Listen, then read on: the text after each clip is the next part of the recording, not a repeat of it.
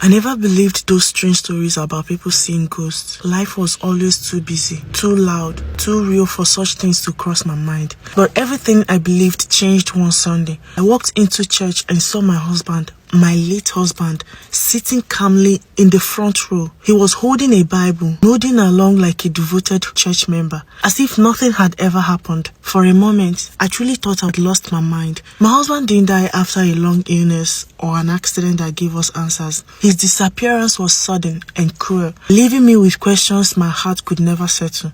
That day, he told me he was going out to celebrate a birthday by the water. I warned him to be careful. I told him the waves were strong. He laughed and asked me not to worry. He promised he would be back before evening. That was the last time I heard his voice. Later that night, my phone rang. The number was unfamiliar. When I answered, a man introduced himself as my husband's colleague. His voice shook as he spoke, and before he finished his sentence, my heart already knew something was wrong. He told me my husband went into the water. The waves grew stronger, and he never came out. They searched everywhere. Lifeguards, fishermen, nothing was found.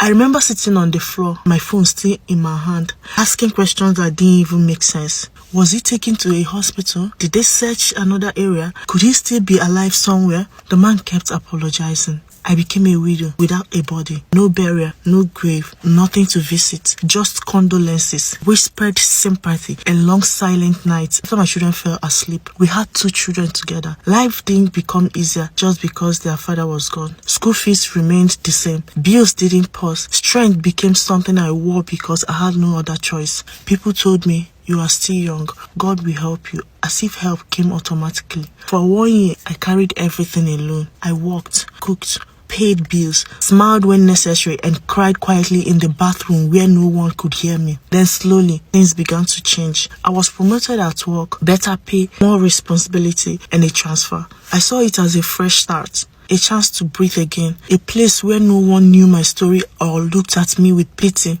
After settling in, I joined a nearby church. Nothing special, just wanted a quiet place to worship. That Sunday, I dressed simply. I walked in feeling hopefully. The choir sang beautifully. The message was about restoration and new beginnings. Then I turned to my left. 3 seats away from me was my husband, alive, healthy, well-dressed. At first, I tried to convince myself it was someone who only looked like him, but the resemblance was too exact. This was the same man I mourned, whose clothes I packed away because they reminded me of pain. He was sitting beside a young woman. Her hand rested comfortably on his shoulder. They shared a Bible, listening closely as if this was their normal life. I blinked, rubbed my eyes, looked again. He was still there. I realized this was no imagination. And in that moment, a terrifying question began to form in my heart. If my husband was sitting right there, then who did I mourn for over a year? Guys, part 2 is coming. Come to part 2, let's get the answer.